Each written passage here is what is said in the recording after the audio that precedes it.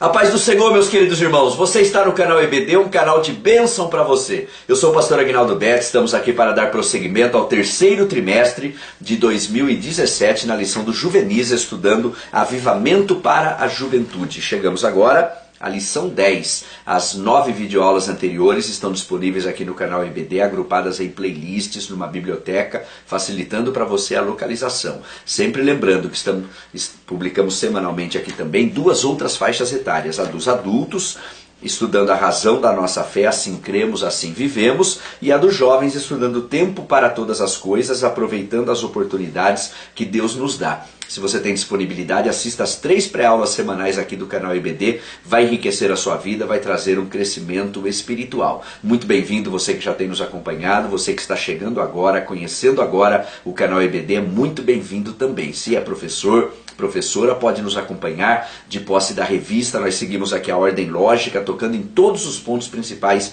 da lição, e de posse de uma caneta para fazer as anotações, inclusive das diversas referências bíblicas que não constam aqui da lição, mas elas vêm a somar, agregar, ajuda no entendimento daquilo que está sendo estudado. A nossa lição 10, que tem data de 3 de setembro de 2017, traz por título Avivamento e a Vida de Santidade. Se o avivamento é genuíno, vai produzir transformação, vai produzir mudança. Isso é o que há de essencial dentro do tema aqui desta lição. 3 objetivos para serem cumpridos aqui em cada um dos 3 tópicos. Primeiro, explicar a tensão entre o mundo e a igreja. A igreja está no mundo, mas não é do mundo. A igreja anda na contramão do mundo. Se nós fôssemos do mundo, o mundo amaria o que é seu, mas como não somos do mundo, o mundo nos aborrece. Então essa tensão é totalmente natural entre o mundo e a igreja. Abordaremos isso no primeiro tópico. No segundo, mostrar o valor da santidade e inclusive responder à pergunta: é possível ser santo nos dias de hoje? O que é santo? Conforme a palavra de Deus, santo é perfeito? Ou será que tem um outro significado? No tópico 2, desenvolveremos esse assunto. E finalmente, destacar o chamado a ser santo. Deus vai dizer na sua palavra: assim como é santo aquele que vos chamou, sede vós também santos. Nós nos transformamos naquilo a quem nós adoramos. Então, como adoramos um Deus 3 vezes santo, a santidade é natural que deverá fazer parte da nossa vida. Nós já temos aqui um versículo logo abaixo do título, Hebreus 12 e verso 14, segui a paz com todos e a santificação, sem a qual ninguém verá o Senhor. Então, esse assunto aqui é algo de extrema necessidade, porque se alguém tem esperança de ver a Deus sem santificação, ninguém verá o Senhor. Assim como se alguém quer agradar a Deus, Hebreus 11:6 diz, sem fé é impossível agradar a Deus. Ninguém consegue agradar a Deus sem o exercício da fé. Da mesma maneira, ninguém verá o Senhor sem a santificação, o que mostra a grande importância desse tema que nós estamos aqui estudando. Muito bem, fechando a parte introdutória, nessa lição correlacionaremos os efeitos do genuíno avivamento ao processo de santificação do crente. Aquilo que eu te disse, se o avivamento é genuíno, ocorrerá transformação. Transformação foi o primeiro milagre que Jesus realizou, e isso numa festa de casamento. Então o maior de todos os milagres é o milagre da transformação. E onde está ocorrendo o genuíno avivamento, vidas serão mudadas. 2 Coríntios 5,17 diz, se alguém está em Cristo, é nova criatura. As coisas velhas já passaram, tudo se fez novo. Então, é uma nova maneira de pensar, uma mudança de mente. Romanos 12:2, daqui a pouco falaremos mais sobre isso. Também uma mudança de falar, uma mudança concernente à cosmovisão, visão de mundo, a maneira com que lentes nós vemos o mundo, e o mundo jaz no maligno, e quem está sob essa influência vê de uma maneira diferente. É natural, então, essa tensão que nós dissemos aí dentro de um dos objetivos. Muito bem. E também nós vamos ter aqui que, na introdução, a palavra separando-os para fazer a sua vontade. Aqui já dá um vislumbre do sentido bíblico de santo. Nosso tema é a santificação. O que é santo segundo a Bíblia? Separando-os. Santo tem o sentido de separado e não de perfeito. Você pode também marcar uma nova referência, Efésios 4, o verso 11 e o verso 12. No verso 11 inicia assim: e ele mesmo deu, esse ele mesmo é o Senhor Jesus, deu como presente à sua igreja aqueles ministérios que vêm listados logo a seguir. E por que isso foi dado à igreja? Verso 12, para o aperfeiçoamento dos santos. Se os santos precisam ser aperfeiçoados, é porque não são perfeitos, mas são o quê? Separados, estão no mundo, mas não pertencem ao mundo. Estão no mundo, mas não são influenciados pelo mundo, mas, pelo contrário, influenciam ao mundo. Por isso, a palavra de Deus declara que sem santificação ninguém verá a Deus. Hebreus 12, 14. Aí está a nossa introdução. Se essa videoaula já está sendo bênção para você, aqui embaixo tem um like, um joinha, um gostei. Não deixe de clicar aqui, ser um inscrito no canal EBD. Os inscritos recebem de primeira mão as atualizações semanais. E não deixe de compartilhar nas suas redes sociais também. Lembrando que a nossa leitura bíblica em classe está em 1 Tessalonicenses 4, do verso 1 ao verso 8. Vamos passar então agora aos nossos tópicos. Tópico 1, uma vida santificada discerne o mundanismo. Vamos resumir aqui, como sempre fazemos, de uma forma clara, prática, bem objetiva, muito simples, de uma forma compreensível por parte de qualquer pessoa que esteja conosco aqui semanalmente. O nosso primeiro subtópico, a tensão entre a igreja e o mundo. A história da igreja é marcada por uma tensão entre os valores do evangelho e os valores do mundo. Veja João 15 e verso 19. Existe algo chamado cosmovisão. O que é cosmovisão? Visão de mundo. Como as pessoas veem o mundo, com que lentes elas fazem a leitura do mundo. Então, nós vamos ter a cosmovisão mundana e vamos ter uma cosmovisão que podemos chamar de judaico-cristã, que é aquela que nós professamos, seguimos e tendo como base a palavra de Deus, os princípios da palavra de Deus. Essas duas visões, elas andam na contramão uma da outra. Então é totalmente natural que exista oposição, que exista pressão, tensão, perseguição, porque a igreja é sal, a igreja é luz. Como sal, uma das propriedades é preservação. Esse mundo só não deteriorou por completo por causa da presença da igreja. E a igreja sendo luz, esse mundo só não está em completa escuridão por causa da presença da luz. A igreja ainda está no mundo, mas a luz denuncia as trevas, as obras más das trevas, não é? Então, a proposta dessa parte inicial aqui é mostrar que essa tensão existe entre duas visões antagônicas, a visão mundana e a visão cristã, judaico-cristã. É totalmente natural que exista essa tensão e essa é a razão porque ela existe. Mas temos mais algo importante aqui. Na perspectiva mundana, a igreja tinha tudo para dar errado. Por quê? Porque quando você lê o Sermão do Monte, ele está em 3 capítulos de Mateus. Mateus capítulo 5, capítulo 6 e o capítulo 7. Ali é a cultura do reino, ali é a visão do reino. E quando você lê, já iniciando no capítulo 5 pelas bem-aventuranças, você vê que tudo é na contramão da sociedade. A sociedade diz de uma maneira, ali está o oposto. Ali diz algo de uma maneira, a sociedade caminha pelo lado oposto. Lá em Provérbios, capítulo 14, 12 e 16, 25, está repetido um provérbio muito interessante. Há caminho que ao homem parece direito, mas o seu fim, caminhos de morte. Então, o caminho que trilha a sociedade de uma maneira geral, e a Bíblia diz que o mundo jaz no maligno, ainda que muitos dizem que no final vai dar tudo certo, que Deus é amor, desprezando que esse Deus que é realmente amor é 3 vezes santo, está trilhando o caminho de morte, porque o Senhor Jesus deixou bastante claro, existe o caminho estreito, a porta estreita, e isso dá na vida eterna. Existe o caminho largo, a porta larga, e isso dá na perdição. Não tem uma terceira via, ou se está trilhando por um caminho ou pelo outro, não é? Muito bem, a questão de tinha tudo para dar errado aqui, porque a maneira que o mundo vê para as coisas dar certo é a maneira que Deus vê as coisas e aprova as coisas, e nem tudo que está dando certo é certo, por exemplo.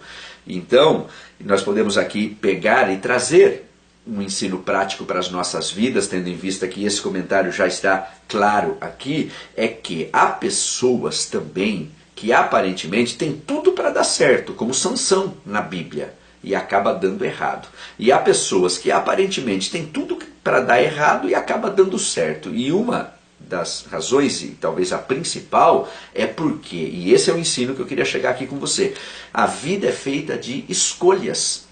E nós somos livres para escolher, mas não livres para escolher as consequências. Então escolhas certas atrairão a bênção de Deus para a nossa vida. E más escolhas atrairão problemas para a nossa vida. Você poderia anotar Deuteronômio 30 e verso 19, que Deus vai dizer: eu proponho para você a vida ou a morte, a bênção ou a maldição. E Deus ajuda na escolha. Ele diz: olha, escolhe a vida. Então todas as decisões que nós tomamos, todas as escolhas que nós fazemos, são escolhas de vida ou escolhas de morte, escolhas de bênção ou escolhas de maldição. Isso é um ensino muito importante. Quando nós temos registrado aqui na lição, tinha tudo para dar errado, e eu disse para você que há pessoas que aparentemente, como Sansão, tinha tudo para dar certo, mas fez escolhas erradas e deu errado. Há pessoas que aparentemente tinha tudo para dar errado, mas fez as escolhas certas e atraiu a bênção de Deus, e a história de vida foi ali mudada. Gálatas 6 e verso 7 também diz que de Deus não se zomba, tudo que o homem semear, isso ceifará. Então, ensinos preciosos aqui. Queremos findar o primeiro subtópico dizendo: embora perseguidos pela elite sacerdotal judaica e pelo Império Romano, os primeiros discípulos seguiram se multiplicando, como bem escreveu Tertuliano de Catargo: o sangue dos mártires é a semente do cristianismo. Sobre perseguição, que é o ponto principal aqui, a genuína igreja sempre foi perseguida durante toda a história. E nós temos em 2 Timóteo 3 e verso 12 dito o seguinte: todos que querem viver piamente em Cristo Jesus padecerão perseguições. Perseguição no seu ambiente de trabalho, perseguição no ambiente escolar, perseguição muitas vezes em família, em comunidade. É natural. Se quiser viver na prática o Evangelho do Senhor Jesus Cristo, o genuíno cristianismo, vai incomodar e certamente sofrerá perseguições. Mas a vitória é certa em nome do Senhor Jesus. Então essa é a proposta aqui do primeiro subtópico, principalmente mostrar a tensão entre a igreja e o mundo. Nós fizemos isso de uma igreja, mostrando de uma maneira geral e mostrando individualmente cada um de nós que passamos nos mais diversos ambientes esse tipo de perseguição. E você, professor, professora, ao falar a sua classe, poderá ouvi-los, os meninos e as meninas, e eles vão certamente comentar experiências que vivem no ambiente escolar, por exemplo, né? Por serem cristãos. O segundo subtópico, a tensão interna da igreja. O que seria inimaginável aconteceu. A igreja cresceu, atingiu o coração do Império Romano, ocupou o status de religião oficial. A consequência trágica, o mundanismo entraria às raias da igreja. Então aqui, o que é importante ser dito, e esse comentário vai terminar dizendo que a saúde espiritual da igreja foi ameaçada, nós diferenciarmos igreja-organismo, igreja-organização. A igreja-organismo, ela é o corpo de Cristo na terra, conforme o Espírito Santo revelou e usou Paulo para nos transmitir através das suas epístolas. A igreja é o corpo de Cristo na terra, é um organismo vivo, não uma organização. Então, para estar nesse organismo vivo, é necessário o quê? Nascer de novo. Quem não nasceu de novo não viu e não entrou no reino de Deus. A condição para ser igreja, organismo, corpo de Cristo, é o processo da regeneração. É um encontro real com o Senhor e Salvador Jesus Cristo, através do processo do novo nascimento, que dá-se início quando é pregada a mensagem do arrependimento e alguém se arrepende de verdade e quer essa mudança de vida. Provérbios 28:13 diz que o genuíno arrependimento é aquele que confessa e deixa.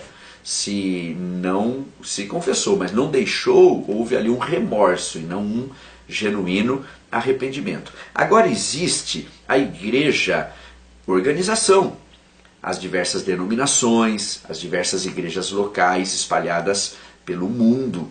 E Jesus vem na ocasião do arrebatamento, tirar uma igreja de dentro da igreja.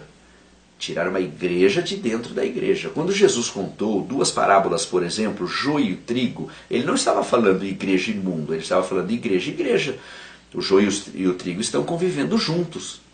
Vai chegar o momento da separação. Quando ele contou a parábola das 10 virgens, 5 loucas, 5 prudentes, as loucas e as prudentes, igreja, igreja. Mas metade estava preparada e metade não estava preparada. Então é importante esse comentário aqui para mostrar que a verdadeira igreja, os nascidos de novo, os que tiveram um encontro real com Cristo, eles andam em santidade e andam aguardando o retorno do Senhor Jesus Cristo. Então isso aqui que é importante. E a questão da saúde espiritual da igreja ameaçada, aqui é importante chamar a atenção do seguinte: uma igreja pode crescer através de diversos artifícios. Tem muitas maneiras para fazer uma igreja crescer. Lembra que eu disse agora há pouco, nem tudo que dá certo é certo? Agora, muitas vezes não está acontecendo conversão, está acontecendo adesão. Muitas vezes na igreja local tem um grupo de convertidos, mas tem um grupo que por enquanto só está convencido, não está ainda convertido. Muitas vezes ocorre um inchaço, não um crescimento. Agora, para uma igreja crescer com saúde, só tem uma fórmula, é a mesma de todo sempre, a mesma da igreja primitiva: palavra e oração. Oração e palavra. Por isso a importância do ensino bíblico, por isso Jesus investiu tanto nos seus 3 anos e meio de ministério no ensino bíblico. Ele estava no lugar ensinando e ele ia para um outro lugar fazer o quê? Ensinar. E entre um local e outro ele operava ali os milagres, as curas, libertações, mas a prioridade fica bem claro que sempre era o ensino. Então palavra e oração, oração e palavra. Olha, para exemplificar isso, o que se usa para atrair as pessoas é o que se deverá usar para continuar alimentando isso. Por exemplo, se o que se usa para atrair as pessoas é entretenimento, nunca vai poder parar de dar entretenimento, porque quando parar, essas pessoas buscarão entretenimento em outro lugar. Então vale a pena pregar compromisso, porque quem prega compromisso atrai gente compromissada. Amém? Muito bem. O terceiro subtópico, as tensões contemporâneas nos dias de hoje. E nos dias de hoje, a igreja continua vivendo essa tensão, sofrendo perseguições? Sim, vai mudando a maneira, mas a tensão sempre estará presente, as perseguições sempre estarão presentes. Então os inimigos da fé cristã hoje passaram a ser o materialismo, que tem chegado até no seio das igrejas, está aí a teologia da prosperidade e outras coisas mais, e as pessoas focando mais os valores terrenos do que os valores eternos, não é? Então materialismo ou humanismo, nós observamos isso nas músicas, por exemplo. Na geração passada, as músicas eram totalmente cristocêntricas. Nós cantávamos assim: tu és, sempre era tu, era Cristo no centro. Hoje a música é bastante antropocêntrica, ou seja, eu sou. Então mudou para pior, mudou para o errado, e para ocorrer uma mudança novamente, a mudança tem que acontecer nos púlpitos, porque o que se prega numa geração é o que se canta numa geração. Na geração passada nós pregávamos a mensagem da cruz, o que nós cantávamos, rude cruz se erigiu, a mensagem da cruz. O que se canta numa geração é o que se prega numa geração. Então o humanismo, os poderes temporais totalitários. Agora, ainda hoje em dia, a violência se dá ainda em outros termos. Por exemplo, ataques culturais, intelectuais, buscando de todas as formas restringir a liberdade cristã à esfera particular do indivíduo.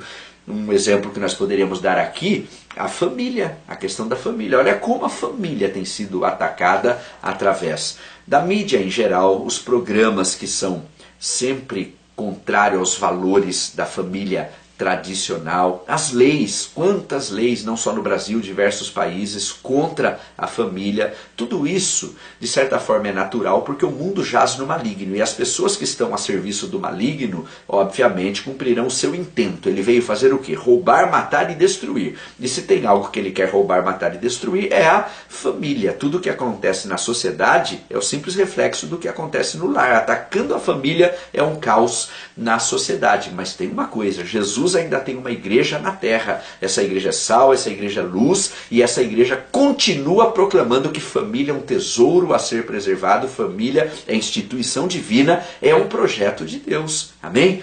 Glória a Deus. Então, quando a igreja se posiciona a favor da família, a favor dos valores morais, a favor de uma verdade absoluta e não relativa, é natural que o mundo não aceite isso e ataque e persiga a igreja. Mas a igreja precisa continuar fazendo o seu papel. Onde está a boca de Deus hoje no mundo? É a minha boca e a sua boca. Onde estão as mãos de Deus hoje no mundo? As minhas mãos e as suas mãos. E os pés do Senhor? Os meus pés e os seus pés. E quão formosos são os pés daqueles que anunciam as boas novas. Muitas vezes o barulho dos maus é por causa do silêncio dos bons.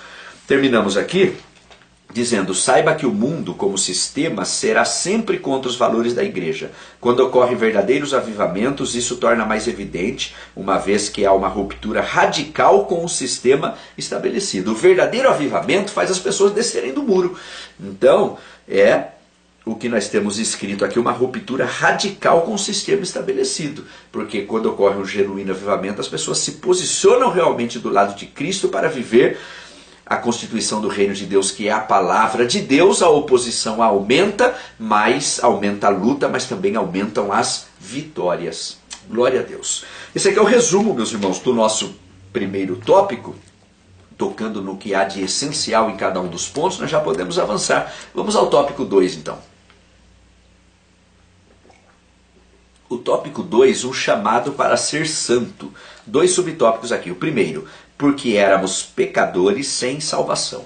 Bom, o que nós temos aqui, a realidade do homem após o pecado é desastrosa. As consequências funestas da queda atingiram todas as áreas da vida humana, a espiritual, a psíquica, a biológica e a social. Então, o capítulo mais triste da história da humanidade, que descreve aqui essa que nós chamamos de queda, é Gênesis no capítulo 3. A terra não foi feita para funcionar sem o céu. Quando o primeiro casal declarou independência do céu, começou o conflito conjugal, quando Deus cobrou a Adão, porque somos livres para escolher, mas depois tem uma prestação de contas, não é? E as consequências. O que ele fez, ele culpou a Eva, foi a mulher, e culpou a Deus, a mulher que o Senhor me deu. Não é? E depois desse primeiro casal, 2 irmãos, um tira a vida do outro. E de lá para cá, as consequências dessa má escolha: roubar, matar e destruir. Não é? Então, quantos pecaram? Nós não podemos falar do pecado do outro só porque é diferente do nosso pecado. Então, Romanos 3:23 já resolve essa questão. Todos pecaram e destituídos estão da glória de Deus. Todos nós somos carentes de graça, que é favor imerecido, por isso a salvação é pela graça, por esse favor imerecido. Efésios 2, verso 8 e verso 9. Pela graça sois salvos, isso não vem de vós, é dom de Deus, não vem das obras, para que ninguém se glorie. Agora, Tiago vai dizer no final do capítulo 2 que a fé sem obras é morta. Então, se a nossa fé é verdadeira, será traduzida em obras no dia a dia. Não para angariar a salvação, mas porque nós somos salvos. E qual é o salário do pecado, se todos pecaram? O salário do pecado é a morte, Romanos 6:23. Mas o dom gratuito é a vida eterna, que há única e exclusivamente na pessoa bendita do nosso Senhor e Salvador, Jesus Cristo. Então, mortos em delitos e pecados, estávamos totalmente envolvidos com este mundo e aprisionados nele. Então, era uma questão de uma escravidão também. E certamente, muitos dos que estão conosco agora olham lá para trás, para a sua vida antes de conhecer a Cristo, e algumas coisas que foram feitas, algumas decisões que foram tomadas, e você vai dizer algo assim: eu só podia estar cego para fazer o que eu fiz. Não é verdade? Pois é, estávamos mesmo. 2 Coríntios 4:4, marque aí. 2 Coríntios 4:4. O Deus desse século cegou o entendimento dos incrédulos, como nós estávamos também. E agora temos que ter paciência, investir na vida daquelas pessoas que se encontram ainda cegas, orar a Deus: Senhor, tira a venda dos olhos dele, dela, porque quando a venda dos olhos cair, ele e ela vai enxergar a condição que eles estão trilhando, as decisões que estão tomando, e não consegue pesar, medir as consequências que vão atrair para suas vidas por causa dessas decisões, não é? Então todos nós estávamos desta maneira, a venda dos olhos foi caída, nós temos uma visão de mundo diferente agora, olhamos com outras lentes e agora precisamos ser instrumentos nas mãos do Senhor para proclamar o Evangelho, as boas novas a outras pessoas que se encontram ainda cegas, porque o Deus desse século cegou o entendimento dos incrédulos. Muito bem, a salvação não é apenas perdão, mas também libertação. Então aqui é algo muito importante, anote João 8, verso 32 e 36, o verso 32 diz: conhecereis a verdade e a verdade vos libertará. Esse mundo prefere uma doce mentira do que uma dura verdade, só que a mentira escraviza, mas a verdade liberta. E o verso 36 diz: se o Filho vos libertar, verdadeiramente sereis livres. Então quem nasceu de novo, teve uma experiência real com Cristo, ele ainda peca, mas ele não planeja o pecado, ele não abriga um pecadinho de estimação, ele já está liberto do gosto do pecado. O pecado é um acidente no percurso, porque nós vamos ter aqui Romanos 6 e verso 14, marque também: o pecado não terá domínio sobre vós. Nós não somos mais escravos do pecado. O pecado é um acidente no percurso, mas se andarmos na luz como ele na luz está, temos comunhão uns com os outros e o sangue de Jesus nos purifica de todo o pecado. Glória a Deus. Anote também 1 Coríntios 6 e verso 12, que diz: todas as coisas me são lícitas, mas nem tudo convém. Todas as coisas me são lícitas, mas eu não me deixarei dominar por nenhuma delas. Porque se algo domina a nossa vida, nós somos escravos desse algo. E não somos chamados para a escravidão, mas para a liberdade que há em Cristo Jesus. Não liberdade para pecar, mas liberdade para não estar mais debaixo do domínio do pecado. Glória a Deus. Amém, meus irmãos? Muito bem. O segundo subtópico: salvos, por isso chamados à santidade. Então, desde que encontramos a salvação em Cristo Jesus, somos novas criaturas, as coisas velhas já passaram e tudo se fez novo, segundo aos Coríntios 5,17. A partir daí dá-se início a um processo de santificação. Então o que é a santificação para o cristão? Um estado de separação para Deus. Então santo é separado, já explicamos que não é perfeito e já demos o embasamento bíblico para isso. Quando somos santificados, a nossa vontade fica submetida exclusivamente a Jesus Cristo. Gálatas 2,20. Ele vive em nós. Isso é o chamado para ser santo. Então, duas questões aqui. Ele vive em nós. Anote aí 1 Coríntios 3,16 e 6,19, que diz que nós somos templos do Espírito Santo. Então, ele vive em nós. Grande privilégio, mas grande responsabilidade. Agora, a questão da santificação. Alguns aspectos da salvação, eles são instantâneos. Por exemplo, a justificação. Alguém é declarado justo quando? Imediatamente quando ele tem um encontro real com Cristo, através da influência do Espírito Santo, que é quem convence do pecado, da justiça e do juízo. E Romanos 5,1 se cumpre. Sendo, pois, justificados pela fé, temos paz com Deus por intermédio do nosso Senhor e Salvador Jesus Cristo. Justificação. Agora, a santificação, ela tem início nesse dia dessa experiência individual com Cristo. Individual porque a salvação é individual. Romanos 14,12. Cada um dará conta de si mesmo a Deus. Mas ela não acontece de uma forma instantânea para todo sempre. Ela tem um início, mas ela é progressiva. O aspecto do nosso tema dessa lição, a santificação. Então significa assim: hoje mais santo do que ontem. Amanhã mais santo do que hoje. Todos nós estamos em obras, e Filipenses 1 e verso 6 diz que aquele que começou a boa obra vai aperfeiçoando até o dia de Cristo. Então, o ponto central aqui, ao tratar de uma lição que fala sobre santificação, é mostrar também esse caráter progressivo. Como beber água num filtro, numa talha de barro. A primeira água tem gosto de barro, mas a água vai passando e o gosto de barro vai desaparecendo. Esse é um exemplo. Nós viemos para Cristo com gosto de barro tremendo, velha natureza, o velho homem, mas a água da palavra, a água do Espírito vai passando e o gosto de barro vai desaparecendo e nós vamos passando a exalar o bom perfume de Cristo. Glória a Deus. Muito bem, fechamos o tópico 2, caminhando para o final da lição. É o tópico 3.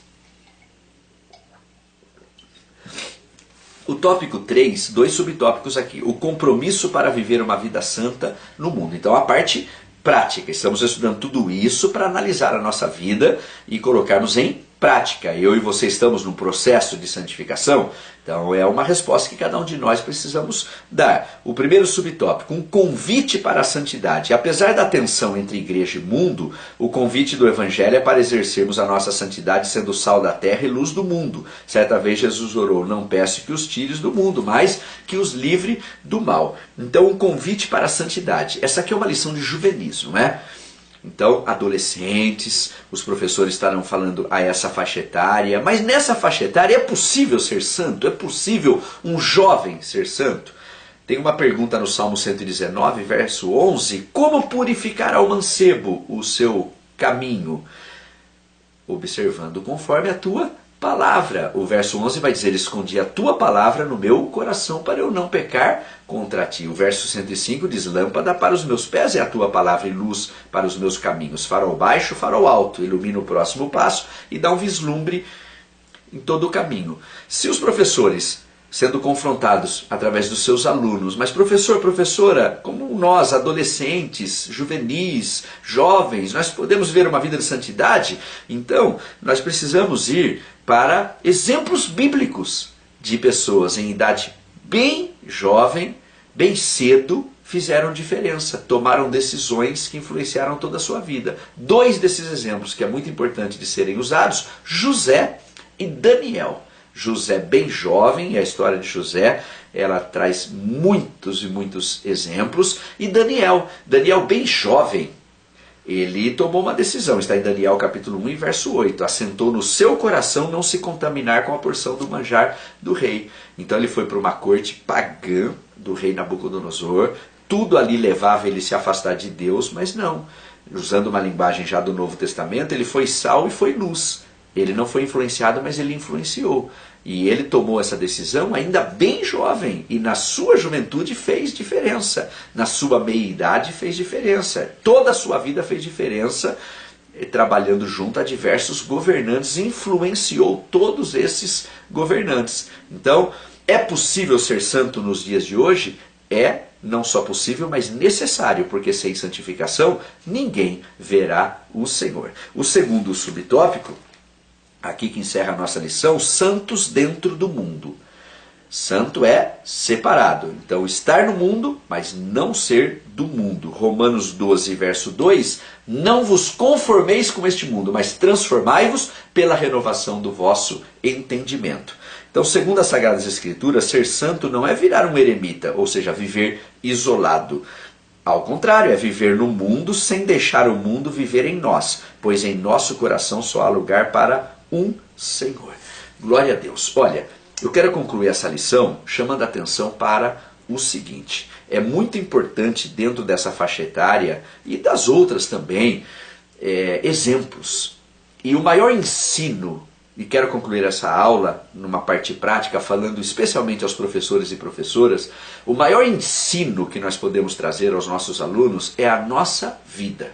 A maior pregação que um pregador pode trazer é o seu exemplo de vida. Ao tratar de uma lição, como tratamos agora aqui, sobre a santidade, cada professor, cada professora precisa ser alguém inspirador na vida dos seus alunos, que antes de trazer uma lição como essa, antes de tratar um tema como esse, os alunos podem olhar na vida desse professor e na vida dessa professora, ver que eles não são perfeitos, mas eles procuram viver em santidade, estão em santificação, estão hoje mais santos do que ontem e têm um firme propósito de amanhã serem mais santos do que hoje. Porque Paulo, que era gente que nem a gente, disse em 1 Coríntios 11:1, sede meus imitadores, como eu sou de Cristo.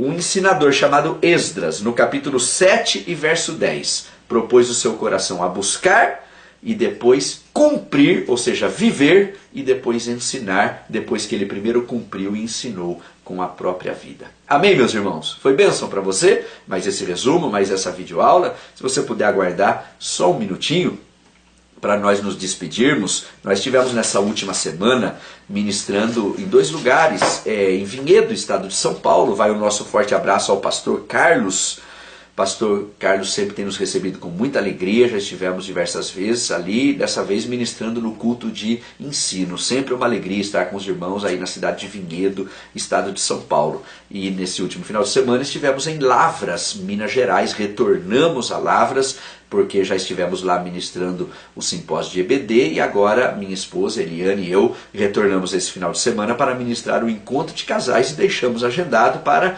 querendo Deus, retornarmos em janeiro de 2018, ministrar na EBO, Escola Bíblica de Obreiros. Uma semana antes estávamos em Macapá, no Amapá, e deixamos agendado para retornar em Macapá, no Amapá, em junho de 2018. Ponta Grossa estivemos recentemente no Paraná e deixamos agendado para um retornar em junho de 2018. Quase todos os lugares que temos ido, temos sido convidados a retornar. Glória a Deus por isso. Lá em Lavras vai o nosso forte abraço para o pastor presidente, o pastor Orlando Dias, que sempre nos recebe com muito carinho ali. Deus abençoe a toda a família. O evangelista Jairo e a esposa irmã Mona Lisa, líderes do departamento da família, parabéns pelo lindo trabalho realizado nesse encontro de casais, que realmente é um investimento na vida dos casais. Também um forte abraço a toda a superintendência e corpo docente de todo o campo de Lavras, que sempre estão conosco aqui no canal EBD. Forte abraço ao irmão Sandro, à irmã Débora e todos os demais queridos irmãos. Sempre é uma alegria estar junto aos irmãos. O mês de agosto se findou, cumprimos todos os compromissos, graças a Deus. Estamos iniciando setembro. E esse final de semana estaremos em Picos, no Piauí, ministrando o encontro de casais. Em São Luís do Maranhão, encontro de casais. Em Dourados, Mato Grosso do Sul, jovens casais e família. Itaquera, São Paulo, encontro de casais. Pedro Juan Cabaleiro, no Paraguai, congresso de estudo bíblico. Em um dos períodos a minha esposa vai estar ministrando especialmente às irmãs.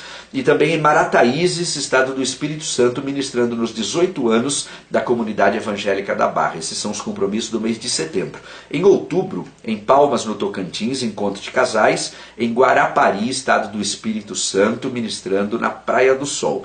E a partir da segunda semana de outubro até o restante do ano, retornaremos aos Estados Unidos. As videoaulas prosseguem normalmente, com a diferença que o último trimestre desse ano as aulas serão gravadas diretamente dos Estados Unidos. Se você nos deseja na sua igreja, em qualquer lugar do Brasil ou fora dele, os contatos sempre através do WhatsApp. Não é possível responder perguntas bíblicas através do WhatsApp, devido às nossas constantes viagens, também os diversos compromissos nos quais nós estamos envolvidos todos os dias. A nossa valiosa contribuição nós damos aqui através das pré-aulas semanais. Nosso próximo encontro na lição do Juvenis será na lição 11, Avivamento e o Despertamento para a Obra Missionária. Até lá, querendo Deus, e que Deus continue te abençoando ricamente em nome do Senhor Jesus.